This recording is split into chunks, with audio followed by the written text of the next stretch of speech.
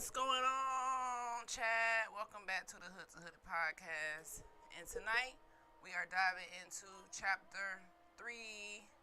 Let's start it over. What's going on, Hood to Hood podcast? Welcome back to another episode.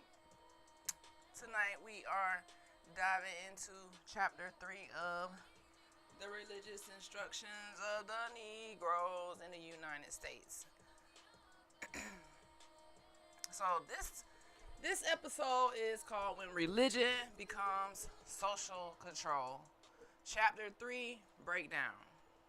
Educational, historical, commentary, and book discussion is what we're going to be doing tonight. So what if I told you some of the most dangerous systems in history didn't begin with weapons? They began with narratives, with stories, with identity shaping, with moral programming, with convincing people what to believe about themselves. So tonight we continue one of the most uncomfortable historical book series I've ever covered publicly, and this isn't just a conspiracy. This is literally written in history. So just to recap on chapters 1 and 2, before we get started, make sure you go ahead and smash that follow button. Make sure you are tapping those hearts so we can get to 1K on TikTok. If you on any other platforms, tap those hearts. It's free to tap those hearts. Show some love for positive content, historical content, and content that challenges the norm. So let's do a sound check. Okay. Sound check is good. Let's do one more sound check. Okay, that one ain't working, but it's okay. We're going to carry on. So, recap of chapter 1. Chapter 1 shook people emotionally because we discovered language suggesting Christianity may enslave people more obedient. Okay? Yes. Christianity may enslave people more obedient. That's what they talked about in chapter 1 and 2. Now that hit hard for a lot of people because many people grew up believing religion arrived purely through love and salvation. Oh, no, my friends. But history is complicated. Sometimes faith heals people, and sometimes institutions use faith politically. And in America, that's exactly what happened. Then we went to chapter 2, which deepened our conversation into systems. We talked about how societies maintain hierarchy, how institutions create order, and we also discussed how conditioning works over generations. Tonight, we go into chapter 3, and it's going to get even deeper psychologically. Now, before anybody says, that was so long ago, Dr. Sean, look around. Modern society still engineers behaviors. Algorithms still engineer behavior. Advertisements engineer behavior. Fear-based news, of course, engineers behavior. And debt engineers behavior. So everybody wants control of your attention. My attention. Because attention is the new currency. So one of the most things a human being can do and lose is the ability to think independently. Because once people stop questioning everything, this is when you become programmable. All right? So somebody like me who went from hood to hooded and realized I had something painful and trauma from my childhood, now, we want to teach how to escape these systems. Schools teach people how to survive inside of systems. Have y'all ever noticed that? But not always how the systems operate themselves because they don't want to teach us the system. That's a completely different level of awareness. And let me say this clearly before we begin. Tonight is educational, historical commentary. This stream is not attacking ordinary people of faith. But many people use spirituality, religion, prayer, discipline, and community to heal and grow. Tonight we are discussing how your government used religion on a plantation to make enslaved people more obedient, and they use religion right now to make you more obedient to their laws in their religious society. So chapter 3 appears to focus heavily on religious instructions as a social responsibility, but underneath the surface, you begin to hear another conversation. A conversation about authority, obedience, morality, and social order. And that's where it gets psychologically deep. Okay? So, chapter 3, let's dive in. And before we read tonight, pay attention to the patterns. And ask yourself this, chat, while we reading it. Ask yourself this question. Do you think religion can both heal people and control people at the same time? Just think about it. Can it heal you and control you at the same time? Because that's what colonizers are doing. They want to be able to control you by saying, oh, you're going to be healed, but at the same time, if you disobey me, you already know what time it is in their eyes. Okay? So our talking points tonight are dependency language, morality framing, duty language, and then we'll reflect at the end. So let's dive in. If you want to read along like word for word and you watch it on TikTok, go to my bio, click on the link, and watch it on YouTube so you can see word for word. We diving into chapter 3 of this time period, and let's begin. If you have any commentary, of course, put it in the chat. And I'm going to just dive in today. We ain't going to even waste no time. I hope y'all can hear me. Can you hear me on TikTok? Somebody tap those hearts if you can hear me. Because nothing worse than starting a live and people can't even hear your ass. So I know I'm good on Twitch. Okay. Thank you for tapping the heart. So I guess y'all can hear me. Thank you, Technique. All right. Chapter 3. Let me get a sip of water.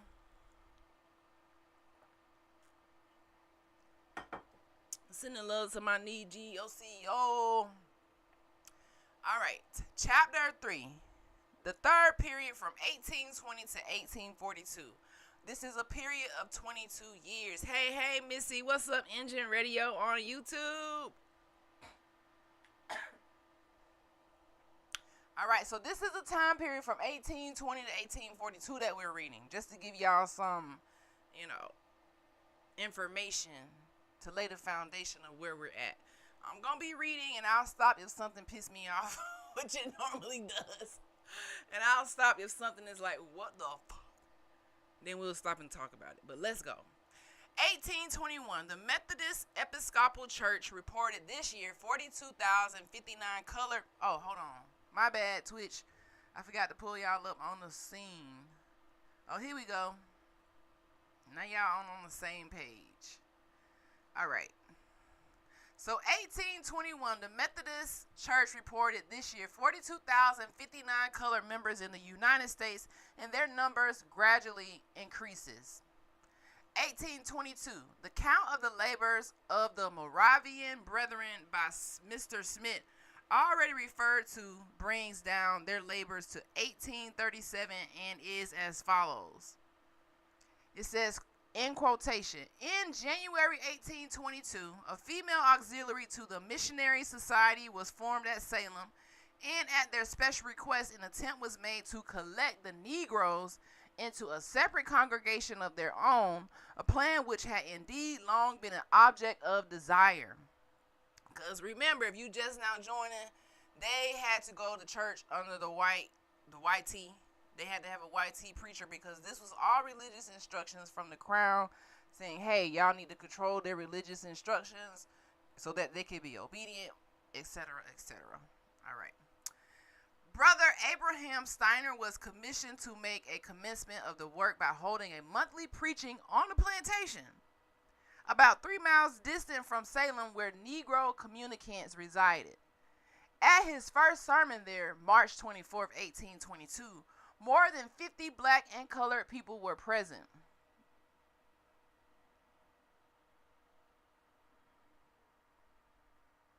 Please turn down the music a little.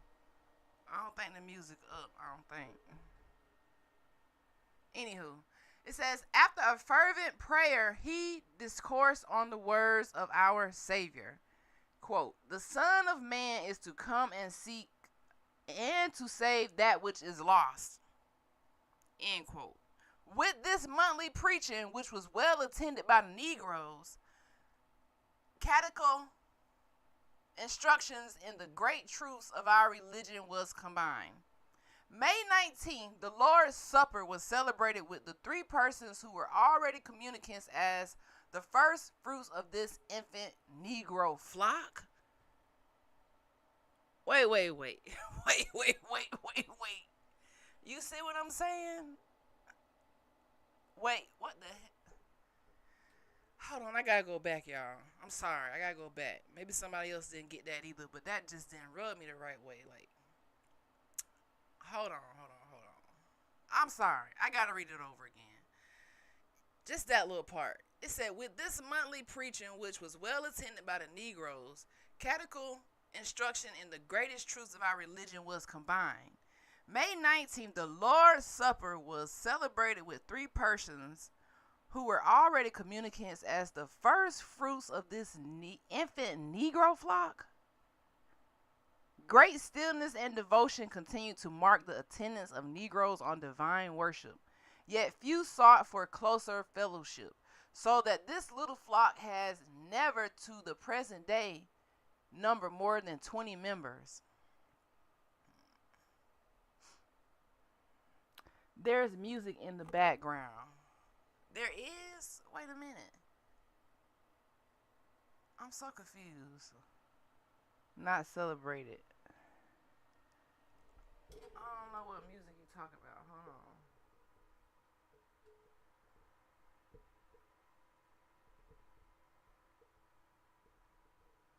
Yeah, I don't have no music on at all.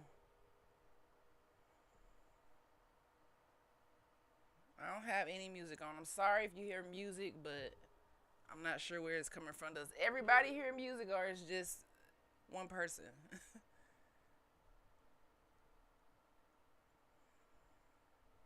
All right, so let's carry on.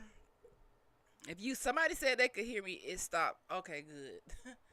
All right, so let's see where I was at. It says a Negro chapel was built in 1823 at the expense of the female auxiliary and consecrated by Brother Benard, the resident bishop, December the 28th, in the presence of near 100 Negroes and colored people and many members of the congregation at Salem. So they built the black church in 1823. This was followed by the baptism of a married Negro woman, and the solemnities of the day were closed by a cheerful love fest at which the object of our covenant was explained, and two Negroes were received into the congregation. No, that's them, right. It was a day of blessing for the Negroes, many of whom seemed to be deeply affected.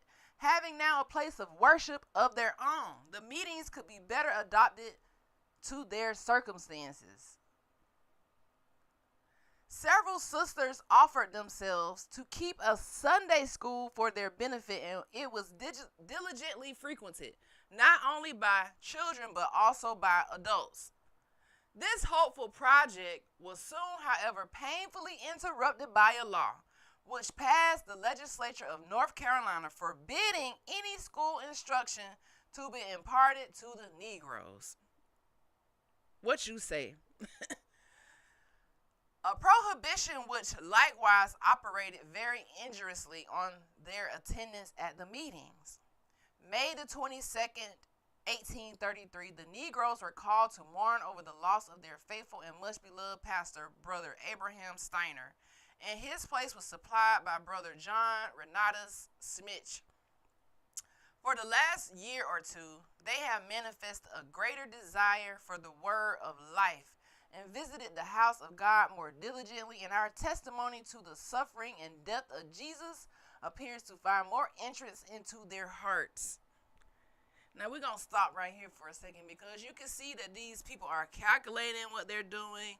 They are forcing the religion on the plantations.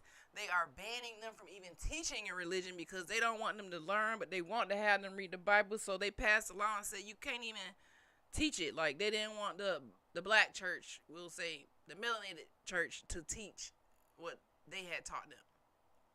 Anywho, that's just a little sidebar. It says, in the private meetings of the little Negro flock.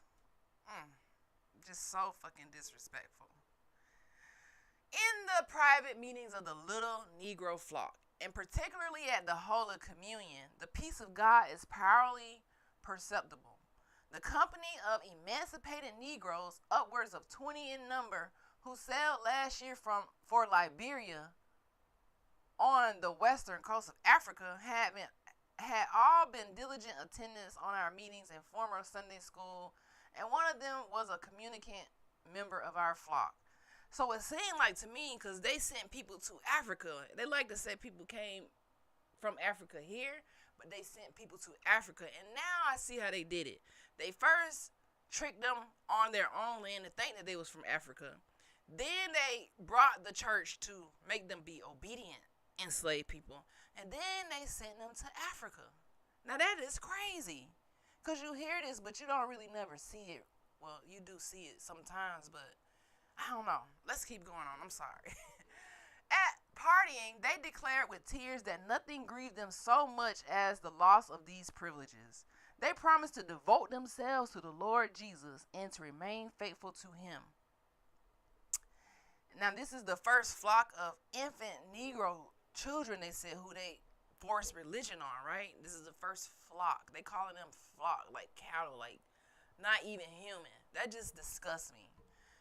And they talking about religion at the same time. It's like, what? In the 14 years which have elapsed since their church was dedicated, 10 adults and 73 children have been baptized, and 8 received into the congregation. The little flock consists at present, 1837, of 17 adult members, 10 of whom were communicants. On the settling of the Brethren of Wachovia, North Carolina, it was their most cherished object to communicate the gospel both to the Indians on the borders of the southern states and to the Negro population of those states. Well, see, this is the thing. The Indians are the Negroes. You see how they try to separate it? Come on now. Who's the Christians? The Negroes. They're the Indians. Like, y'all gotta stop. Like, what?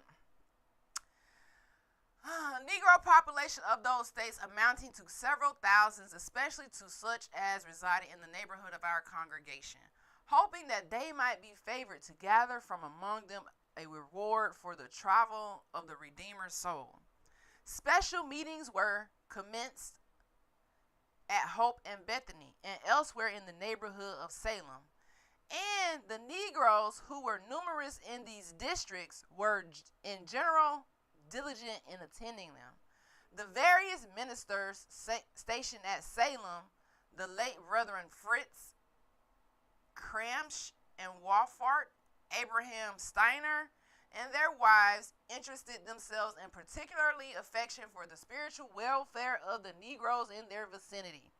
And the Lord so blessed their labors to the hearts of many that they could be admitted to a participation of the Lord's Supper. A thankful remembrance of their faithful service is still retained by the Negroes. In the prosecution of the mission amongst the Cherokees, and an attempt to establish one amongst the Creek Indians, the Negroes dispersed among them were not forgotten. Now, if you don't think you Indian, then, yeah. You see how they talk about the Negroes and the Indians all together? Like, come on, guys. We know who we are. Can't trick us out our spot. You will never be able to trick us out our spot. Anywho, our brethren at Spring Place had the gratification of baptizing the firstling of these Negroes, July the 29th, 1827. He was a native African of the Tamba tribe. So you mean to tell me they brought an African who was cosplaying to be an Indian to baptize who they was now calling the Indians Negroes? It says he was a native African of the Tamba tribe and was baptized into the death of Jesus by the name of Christian Jacob, continuing faithful to his Christian profession till his happy end. The Reverend John Mines, pastor of a church in Leesburg, Virginia, published the Evangelical Catechism, or a plain and easy system of the principal doctrines and duties of the Christian religion, adapted to the use of Sabbath schools and families with a new method of instructing those who cannot read. Richmond, 1822. His new method was what is called oral instruction. The scholars repeating the answers after the teacher until committed to memory. So because you could not read, because they made a law saying you couldn't read, you couldn't have a book, or you was going to go to jail, etc., etc., well, they said, hey, well, we read in the Bible. They said, no, you can't even teach the Bible. We just don't want you to be knowledgeable about shit. So the one guy came up with something. He said, we're going to get them oral instructions where you say something and they repeat it back. It's crazy how they wanted us to be so indoctrinated, so religious, so like not focused on our land, forgetting who we are. It's just brainwashing. So when people talk about brainwashing, what do you call this? AME Church baptized you, turning you African. Facts. The African method, yes. Baptized you and made you African. Facts. It says his new method was what is called oral instructions. The scholars repeating the answers after the teacher until committed to memory.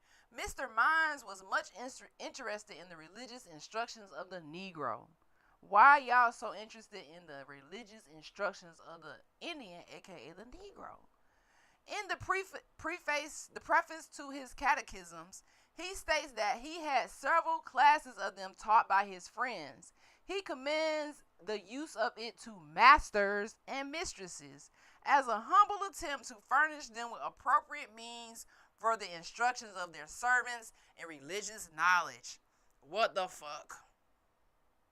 Anytime I see religious knowledge and a master trying to give his servants some religious knowledge, y'all already should get red flag, a flag on the play, a foul, some type of, because what are we, anytime somebody talking about they're the master over you and they finna teach you religion so you can have religious knowledge and instructions, and then they give you the religious knowledge so everybody sit around and suffer and just let the government do whatever the hell they want because you so believing what they said someone's gonna save you. Well, y'all know where you get that mindset from? These guys. They're so concerned about everything you do from every last minute. They didn't even want them to go to church in the beginning. The masters and the mistresses did not want their flock, their chattel, to go to church until they sent that mass sermon out. In the first chapter, they talked about how they sent the sermon out 10,000 copies to the plantations to tell them, hey, you need to give them one day off so you can instruct them religiously, because this is how you're going to control them. Put it together, family. Put it together, because I know it's so many people still just sleep. They like, no, it can't be true. Well, this is why if you want to hide something from a Negro, you put it in a book. But if you want to hide something from a Niji, you can't put it in a book, because we're going to read the book, right? We're going to read everything you wrote. Anywho, it says, and he commends it also to his colored friends in the United States as a book written especially for them. And says, with the help of God, I will attend particularly to your spiritual interests while I live. 1823. Bishop DeHaan of the Diocese of South Carolina had all his good feelings excited in the behalf of the Negroes. In his own congregation, he was the laborious and patient minister of the African. And he encouraged among the masters and mistresses in his flock that best kindness towards their servants, a concern for their eternal salvation. He endeavored to enlighten the community on this subject. He would gladly embrace opportunities to converse with men of influence relating to it. This is etc. Life by Dr. Gaston. The Reverend Dr. Dalco of the Episcopal Church, Charleston, this year issued a valuable pamphlet entitled Practical Considerations Founded on the Scriptures relative to the slave population of South Carolina.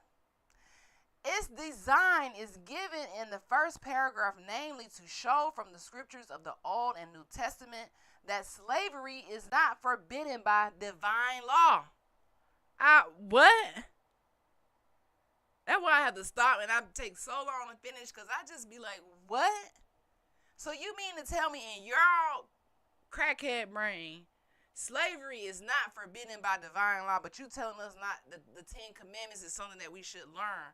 So in order for you to be qualified to be baptized under their little system, you got to know the Ten Commandments, you got to know certain scriptures, and then they say, oh, you can get baptized, but you know, in all of that, they're masters and mistresses who have legal right under their government to unalive you, traffic you, kidnap you, etc., etc.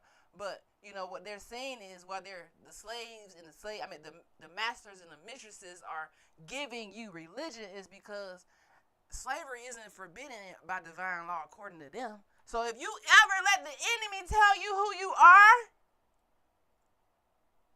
the joke's on you. And a lot of us have been born into generationally cursed families where the enemy has told our ancestors who they are because they were born into it, and they got a lot of the kids stuck into it. And they knew, hey, we got to get the younger children because they're more malleable. They can be trained. They're gonna let this flow through generation. And now what we see is the result of that. A church on every corner. Everybody who was an Indian is now a Christian. But y'all think the Indians is the Native Americans, but they're not the Christians in the South. Y'all know who the Christians in the South are. Like, just stop playing. And the Christians in the South so upset because they don't read. They don't read nothing but one book because they told you can only read one book, certain scriptures. Now you can read the whole Bible. They don't watch it too much anymore, but back in the day, you couldn't do that because they gave you this religion. You had to follow their instructions. It was not something that we had already. That's why they're so concerned with they knew how many people was converting. How many people in this town was converting. They kept a track on us guys. It wasn't just all the slave codes. This is a part of the slave codes, teaching religion. There's an emotional song telling that story called The Indian by the Mississippi Choir. What? Are you serious? Now I gotta go do some research.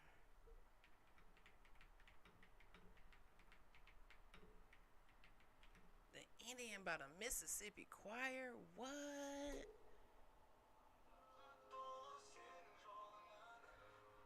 Hold on, what is that playing? Hold on.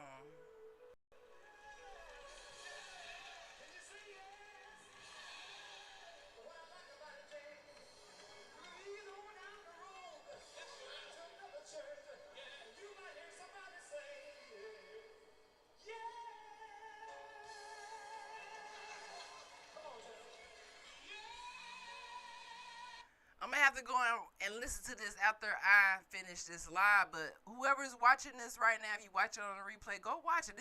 You're right, Engine Radio. There is a song called the Indian Mississippi Mass Choir. I didn't know that. Now I gotta go listen. Now I want to hear it. It's 11 minutes long, but wow. Anywho, let's keep going. But yeah, they said slavery is not forbidden by divine law. Now we gotta remember that line. Clip this. Slavery is not forbidden by divine law. So when you wonder why they can do what they do and Donald Trump is on here talking about God and all this, because they're saying slavery is not forbidden by divine law. Pay attention to lyrics also. I sure will. I'm going to go and listen to that as soon as I finish. And I will play it now so y'all can hear it, but you know, they don't like you to copyright, to break copyrights. So, wow. At the same time, to prove the necessity of giving religious instructions to the Negro, Dr. Dalco mentions that in 1822 there were 316 colored communicants in the Episcopal churches in South Carolina, and 200 children in their colored Sunday school. A few months before this pamphlet appears, Dr. Richard Furman, president of the Baptist State Convention of South Carolina, in the name of that convention, addressed a letter to His Excellency Governor Wilson giving an exposition of the views of the Baptists relative to the colored population in the United States, in which, among other observations, we find the following. Their religious interests claim a regard from their masters of the most serious nature, and it is indispensable. The lamented Dr. John Holt Rice, already mentioned in this sketch, presented the subject of the religious instructions of the Negroes in a strong light to the consideration of his fellow citizens of Virginia in the Evangelical magazine. He printed a sermon of the duty of masters to educate and baptize the children of their servants. So while they're around here preventing us from reading and banning it, they are networking and only talking about us in their religious instructions on how they can control us. And they sending out a sermon. This is a sermon, they said. They put in a magazine. If you can find this magazine, Evangelical Magazine, Volume 8, page 613 to 4, he printed a sermon on the duty of masters to educate and baptize the children of their servants. Now, my question at this intersection of the book that we're reading is, how is that possible for a master who has the right to unalive you, who has trafficked you, who has in the foundation and endowment of Theological Seminary of the South in Georgia, in Columbia, South Carolina? Damn, you froze, sis. Dang, I froze. No. You know, it tends to freeze sometimes. I don't know why it's freezing. That really sucks, though. That sucks. Anywho, 1828. Number of colored members in Methodist E Church, 48,096. And for 1825, 49,000. 1826, 51,000. Soon as you said traffic. Wow. Let's see what I said. I said, I was just talking about how are they able to do that and, you know, try to give us religious instructions, etc., etc.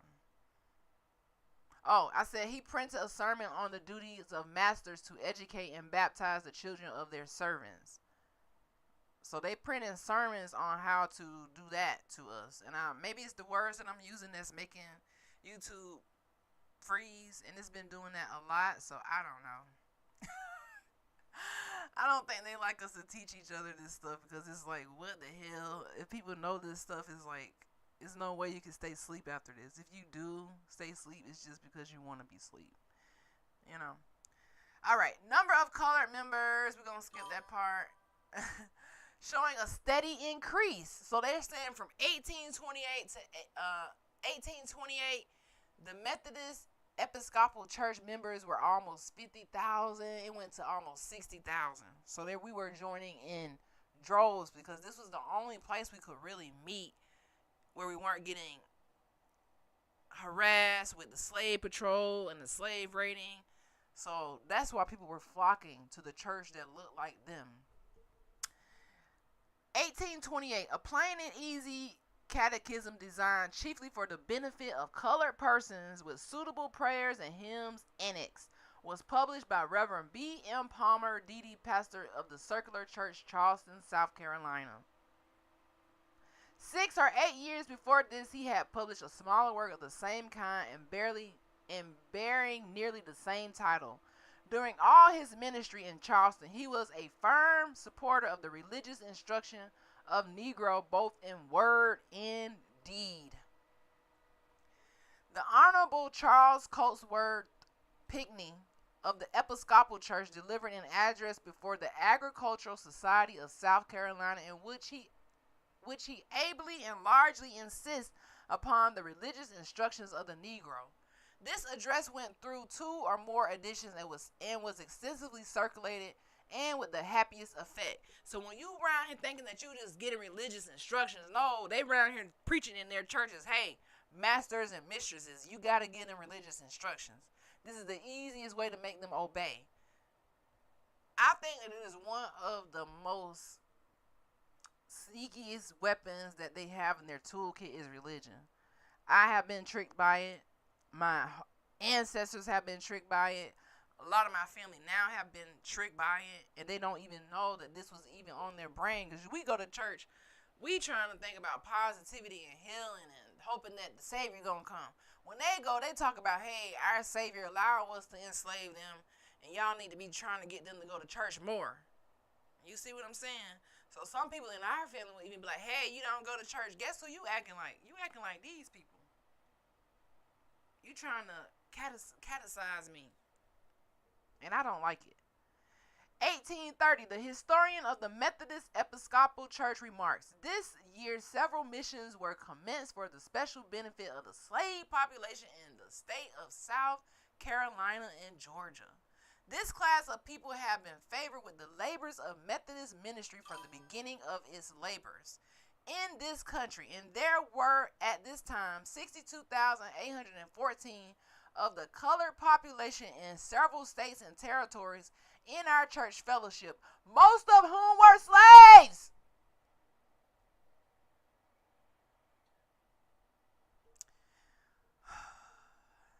It was found, however, on a closer inspection into their condition, that there were many that could not be reached by the ordinary means, and therefore preachers were selected who might devote themselves exclusively to their service. So all of us were not converting, and they could not be reached by these means that were tricking people off their land, tricking people from fighting, tricking people into thinking that somebody being over them, and that word that I said earlier, trafficking them and kidnapping them, is okay. They want you to think that, oh, I'm putting these laws on you where you can't read and write, and this is okay. You can have a job where you can read and write, and this is okay. They want you to think that what they're doing the whole time, stealing everything, genocide, all the sides, and this is okay. As long as you go to church, then you won't hurt me, because I'm hurting you behind the scenes. It's like, I don't even know how to describe it. I don't even know how to describe what I'm reading right now, because it's kind of like you know these things, but when you see it just said, repeated, it's like, what? They just said most of the members in their church were slaves. Because remember, they had to give them instructions so that they could be obedient and forget the whole fight that they're fighting for. They could forget the anger that this is not supposed to be their life. This is how you can give them amnesia so that they can move on and just pray that the master's gonna, the Savior is gonna come and release them from the chains. That's why they're still doing things to us now, because we so shackled by the lies that they told. They're telling you right here in the book. You don't have to even believe Dr. Sean. It's right here in the book. Some people are like, oh, that's not true. This is true. They got all our ancestors caught up in the matrix. He alludes particularly to the Missionary Society of the South Carolina Conference, auxiliary to the Missionary Society of the Methodist Episcopal Church, of which, at least so far as its efforts respect the Negro population, the Reverend William Capers Deedy of Charleston, South Carolina, is the founder. He has been superintendent of these missions to the Negroes from their commencement and has spared no exertions to extend and render them successful. The reports of the Board of Managers, drawn up from year to year by himself, exhibit the purity and fervor of his zeal in so good a cause, as well as the remarkable progress which it has made. They also said that you had to be a Christian, not to be... Oh, you had to be a Christian not to be. In the winter 1830 and the spring 1831, two associations of planters were formed in Georgia for the special object of affording religious instruction to their Negroes. By their own efforts and by missions rise employed for the purpose. The first was formed by the Reverend Joseph Clay Stiles in McIntosh County, embracing their neighborhood of Harris Neck, which continued in the operation for some time until by the withdrawal of Mr. Stiles' laborers from the neighborhood and the loss of some of the inhabitants by death and removals, it ceased. The second was formed in Liberty County by the Midway Congregational Church and the Baptist Church under their respective pastors, the Reverend Robert Quarterman and Reverend Samuel Spry Law, which association, with one suspension from the absence of a missionary, has continued its operations to the present time. One or more of the associations for the same purpose were formed in St. Luke's Parish, South Carolina, in which John David Mungan, Esquire, took an active part. 1831, an address entitled The Religious Instructions of Negroes, delivered before the associations of McIntosh and Liberty counties, was published and circulated in newspaper and pamphlet form. 1832, Edward R. Lawrence, Esquire, delivered an address before the Agricultural Association of South Carolina, in which this duty in the form of oral instruction under proper arrangements is recognized. Southern Agriculturalist, 1832. A short catechism for the use of the colored members on trial of the M.E. Church in South Carolina by W. Capers, D.D. Charleston, 1832. This short catechism was prepared by Dr. Capers for the use of the Methodist missions to the Negroes of South Carolina Conference and is used by all missionaries. So when you hear missionary, Baptist church, Episcopal, all these church words, this is where they come from. They trying to missionize your ass. And in the YT churches, the whole time they were saying and talking about is how to convert the Negroes to Christians. But they also said that the Negroes could not be free, but they could be Christians. Being a Christian actually make you more of a slave. I don't know if I'm saying that right, but y'all feel what I'm saying? It's just crazy.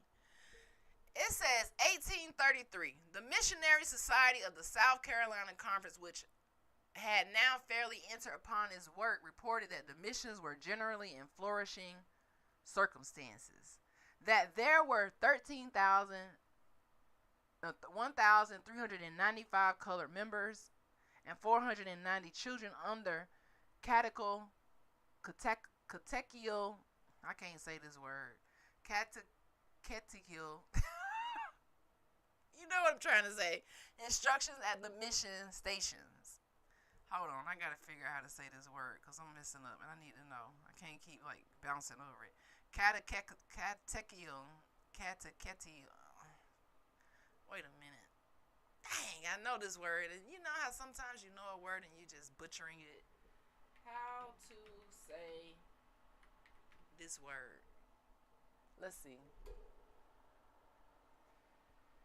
Catechetical. Come on, tell me how to pronounce it. Catechetical. Hold on, we gotta know how to say this. At least I do. Catechetical. Oh, catechetical. I said it right. Catechetical. Catechetical. Catechetical. Catechetical. Okay, catechetical. I got it, bro. I got it. Thank you. Catechetical. So some of you might be like, what is catechetical? So their whole thing was to use this. It says relating to religious instructions given to a person in preparation for Christian baptism or confirmation. That's what catechetical means. It makes you a mental slave, but physically it made the person eligible to be free or live free. Yes, exactly. Catechetical. That's what they keep talking about. Catechetism. Catechetical. So when you hear me say that word throughout this, they're saying these are religious instructions that we have to give to them. So what you said is right, Engine Radio, to make them mental slaves, but physically they can still go to work and labor, and we can abuse their bodies. We just kill the mind with religion, and then they're ours. So a lot of your family members, they gone in the sauce. They wrapped up in the sauce like spaghetti because they under catechetical control. And in the YT sermons at their churches, this is what they're talking about.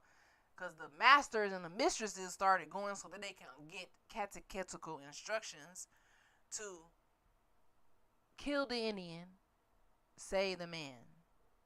Right? Unalive the Indian. I know it's probably flagging me for saying all these words, but what the hell? Anywho, so let's go back and read it again now that I know how to say the word and what it means. I knew what it means, but sometimes you need to brush up.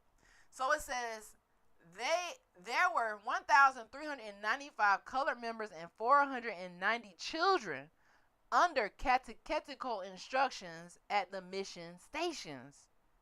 The society also recommended the establishment of 4 or 5 new stations and the appointment of 3 or 4 new missionaries for stations already occupied. So they said, this missionizing the Indians is working. We need 4 more new stations. We need this many new missionaries. They said this is working. Even where I'm from in Tallahassee, they have Mission San Luis. This is where they were converting the Indians and saving the man. Let's carry on. The first annual report of the Liberty County Association was published and circulated in 2 editions.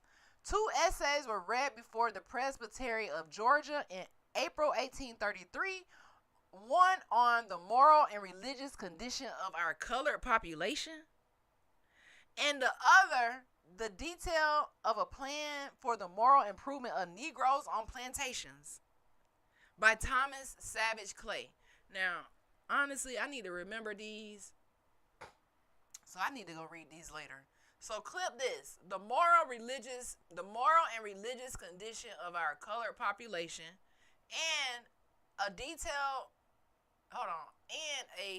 of a plan for the moral improvement of Negroes on plantation, by Thomas Savage Clay. Clip that. Esquire of Bryan County.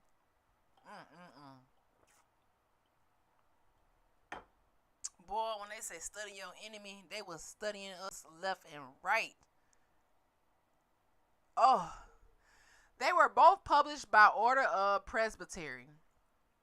The detail, etc., by Mr. Clay, which was indeed the result of his own experience and observation on his own plantation for many years, was extensively circulated and received with approbation, and has done and still is doing much good. In December of this year, the report of the committee to whom was referred the subject of the religious instructions of the Negroes of the Synod of South Carolina and Georgia was published. To this report, a series of resolutions was subjoined. Wow. Number 1, that to impart the gospel to the Negroes of our country is a duty which God in his providence and in his word imposes on us. Number 2, that in the discharge of this duty was separate entirely the civil and religious condition of this people, and while we devote ourselves to the improvement of the latter, we disclaim all interference with the former.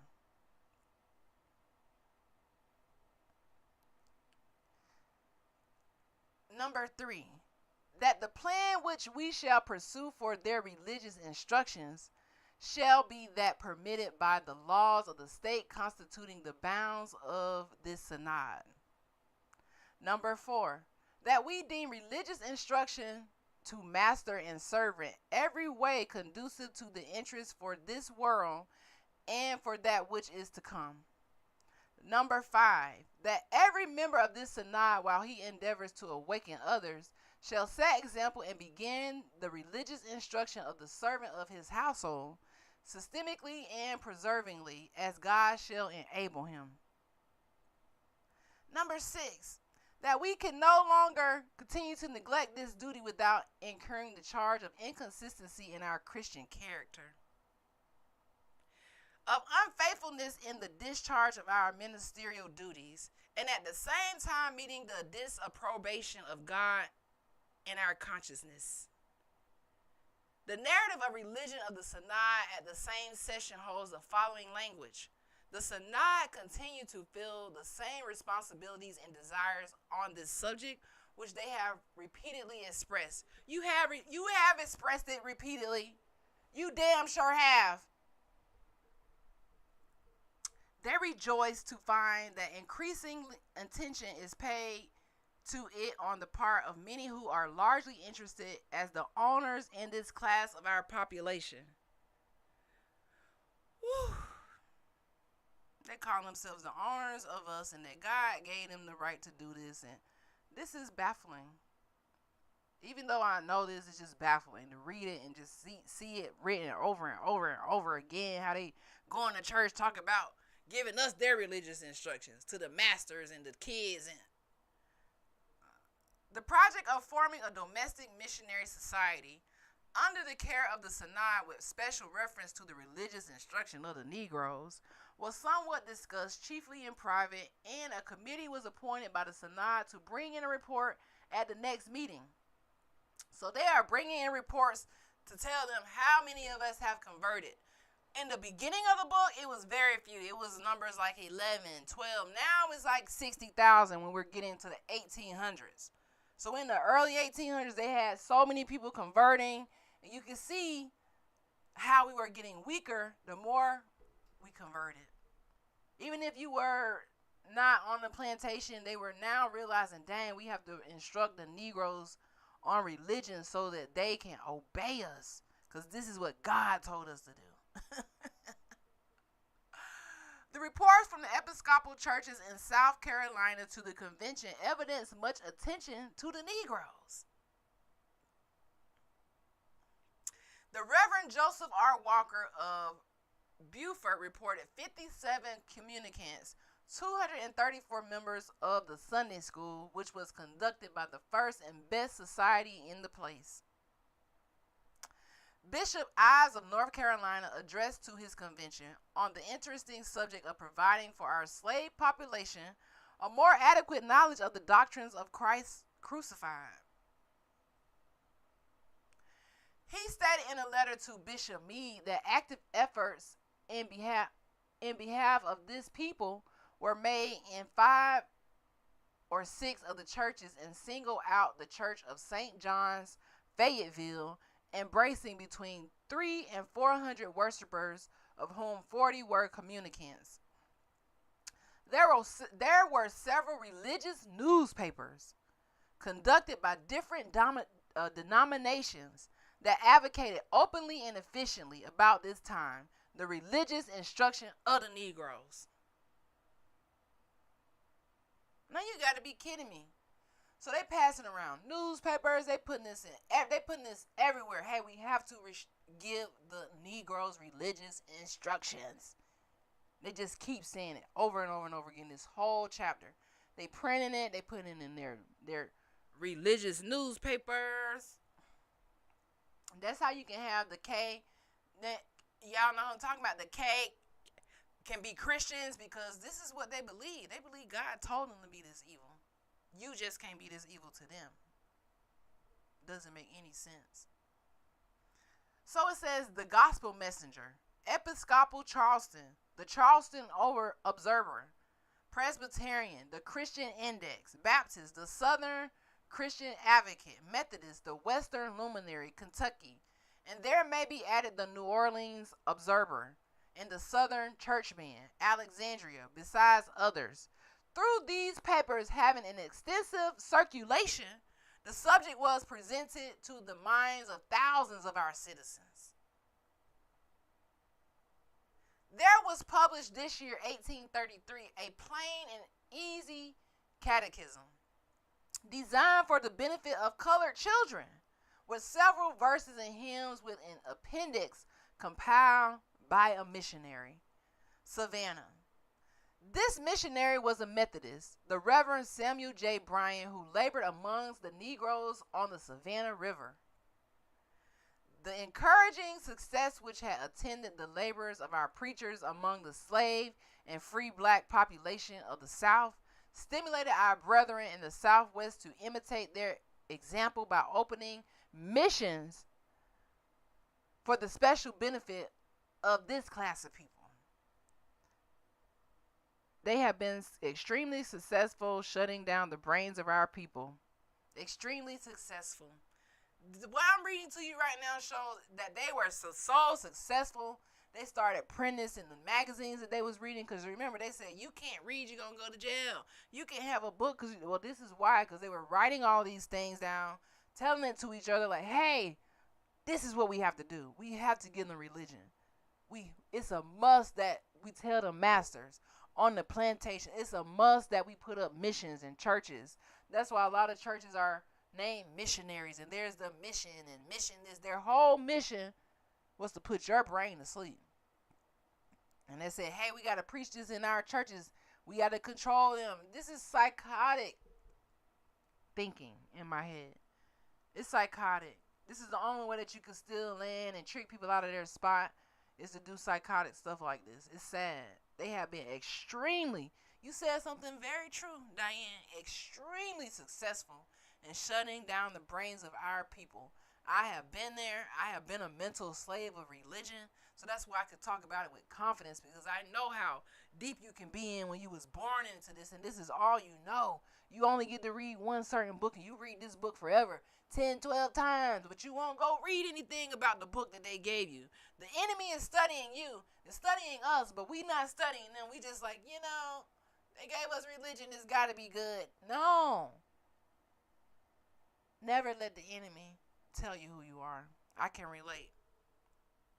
Hence, at the last session of the Tennessee Conference, the African Mission, embracing the colored population of Nashville and its vicinity, was commenced. A regular 4-week circuit was formed, and the good work was prosecuted with such success in 1834. There were reported 819 church members. 1834.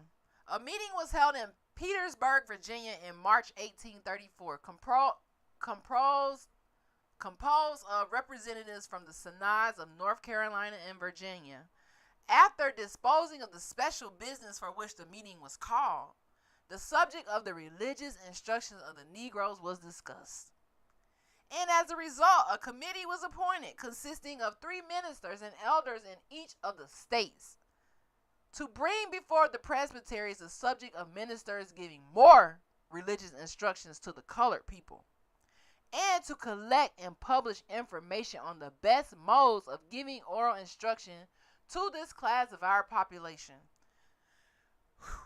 That committee, of which Reverend Williams S. Plummer, D.D., now of Richmond, was the chairman, performed its duties and presented a report of the synods of North Carolina and Virginia at their fall sessions in 1834. The same report with some accompanying documents was forwarded to the Synod of South Carolina and Georgia and read before that body in December 1834. The committee of the Synods of North Carolina and Virginia reported a plan for forming a society by the concurrence of 2 or more synods for the purpose of affording religious instructions to the Negroes in a manner consistent with the laws of the state and with the feelings and wishes of planters. The plan was laid before the Synod of North Carolina and acceded to. It was laid over by the synods of Virginia and South Carolina and Georgia to their sessions in 1835, and then for special reasons indefinitely postponed. A report was presented by a committee of the synods of South Carolina and Georgia on this plan. This report was adverse to it on the account of the extent of the proposed organization, the excitement of the times, and the belief that Catch Synod could afford itself conduct the work more successfully than when united with the other 2. The constitution of the proposed society, dang, my computer is freezing. Sorry, YouTube. I'm going to wait until it come back on. Were all laid before the public in the columns of Charleston Observer. The report has been several times referred to in this sketch.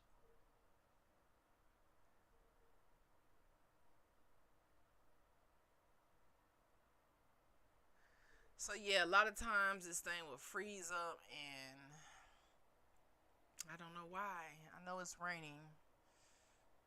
But it makes it so hard to do, to keep going. But we're going to keep going. So right now, while we waiting on this thing to reconnect, let's just think about what's happening in this chapter. So they're having a big debate because the laws forbid us from reading, and they don't want us to read or write or have no type of freedom. But then again, they're realizing that we need religious instructions in order to be obedient. So the church and politics is kind of commingling. They're trying to figure out how to do both. How can we get them religion and say we saving their soul while we harassing them every day? How can we do this? This thing says reconnecting.